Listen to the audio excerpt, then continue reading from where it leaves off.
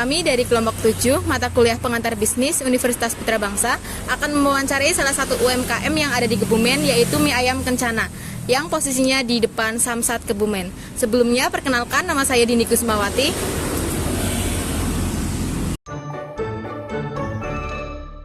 Saya Amelia Putri.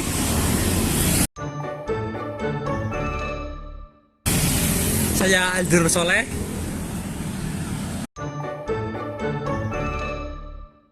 Dan sekarang kita langsung bertemu dengan ownernya. Sebelumnya boleh perkenalan, Mas? Boleh. Kenalin, saya adalah pelaku usaha Mie Ayam Kencana. Nama saya Arta Sadik dari Kebumen. Saya adalah selaku pemilik dari Mie Ayam Kencana ini. Seperti itu. Langsung ke pertanyaan ya, Mas. Yang pertama itu, bagaimana sih sejarah berdirinya usaha mie ayam ini? Jadi berdirinya Mie Ayam Kencana ini berawal dari tahun 2020, di mana saat itu saya sendiri telah habis kontrak dari pekerjaan yang ada di Cikarang, Kerawang itu. Saya habis kontrak, akhirnya pulang ke Kebumen, terus memutuskan untuk membuka usaha. Pertamanya bingung mau usaha apa, akhirnya karena saya suka mie ayam, akhirnya saya memutuskan untuk membuka warung Mie Ayam Kencana ini, yaitu dari April 2020. Jadi Mie Ayam Kencana ini sudah berdiri dari April 2020 dan masih bertahan sampai sekarang. Lanjut, untuk modal awal membuka usaha itu berapa? Untuk modal awalnya sendiri untuk berdagang mie ayam ini kita memerlukan seperti gerobak, peralatan dan sebagainya, sampai kita produksi dan kita terjun ke lapangan berjualan kira-kira sekitar 15 juta. Itu udah lengkap sama bahan-bahannya? Udah lengkap, gitu. dari barang, dari gerobak, kursi, sampai bahan baku, sampai ke penjualan kurang lebih 15 juta seperti itu. Kurang lebih. Untuk proses produksinya itu 1 hari atau 1 minggu, 1 bulan? Oh, untuk proses produksinya sendiri kita setiap hari, alhamdulillah kita setiap hari produksi ya. Dari kita pertama pagi kita ke pasar membeli bahan baku seperti ayam, sayuran, terus bumbu-bumbu yang lain. Kita pagi ke pasar membeli ayam, membeli cesip, lalu kita bawa ke rumah, kita olah ayamnya, seperti kita cuci, lalu kita masak sampai jadi produksi. Dan kita untuk bahan minyak kita beli ke pabrik mie yang ada di Kebumen, seperti itu. Selanjutnya nih,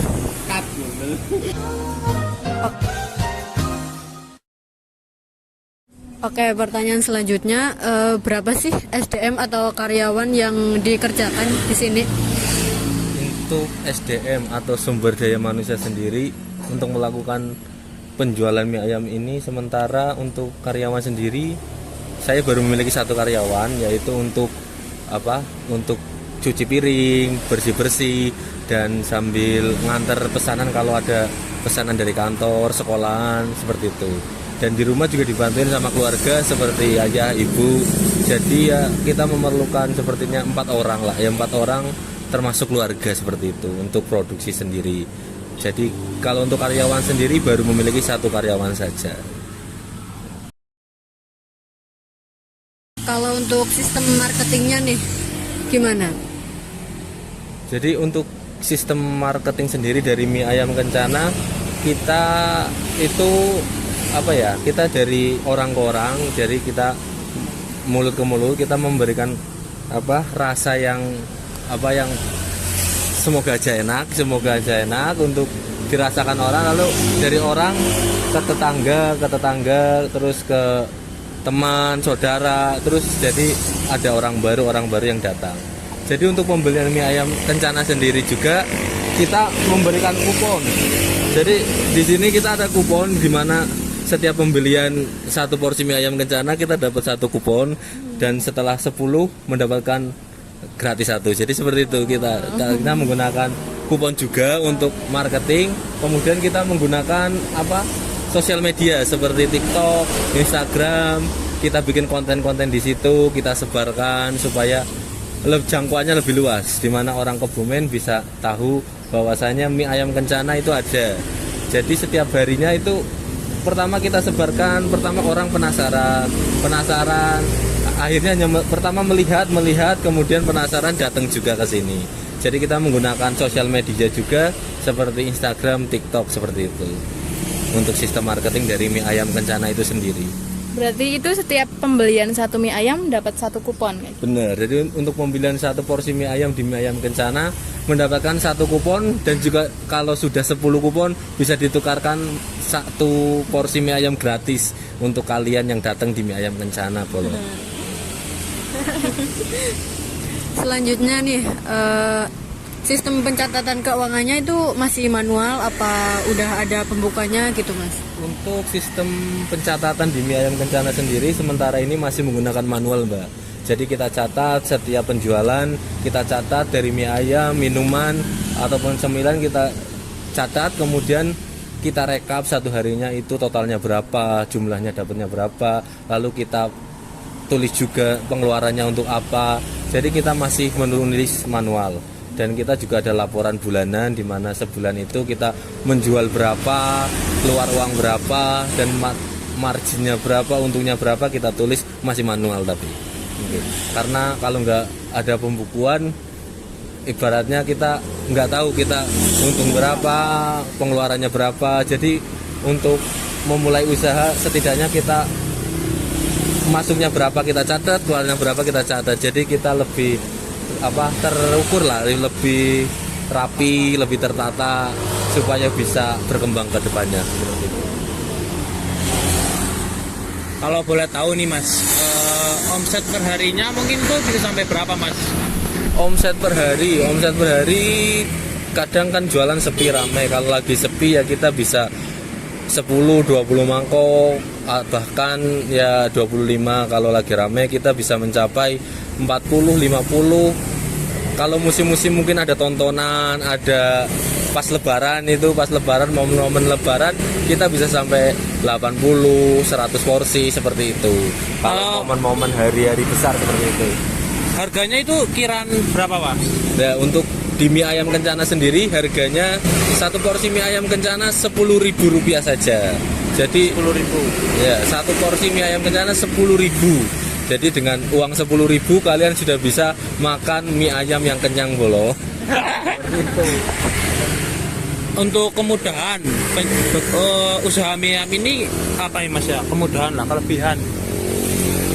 Untuk kemudahan di mie ayam ini, ya untuk mie ayam ini kan kita prosesnya tidak terlalu banyak lah, tidak terlalu ribet. Kemudian untuk mie ayam sendiri adalah makanan yang disukai hampir menyeluruh orang Indonesia, itu suka mie. Jadi betul. Terus bagaimana kita mengolah supaya mie ayam itu enak sehingga mie ayam bisa bertahan. Kan dari dulu sampai sekarang mie ayam masih tetap langgeng. Jadi mie ayam dan bakso adalah salah satu usaha yang bisa bertahan dan tidak termakan oleh zaman seperti itu. Jadi kemudahannya sih. Kalau bahas kemudahan pasti ada kekurangan lah. Kalau untuk kekurangan dagang ini apa ya Mas ya?